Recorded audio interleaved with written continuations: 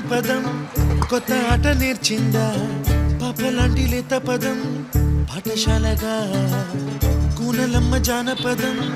పల్లె దాటి వచ్చిందా చవడిల జానతనం పాట చూపగా కుంచెలో తాగే చిత్రాలు ఎదురొచ్చేలా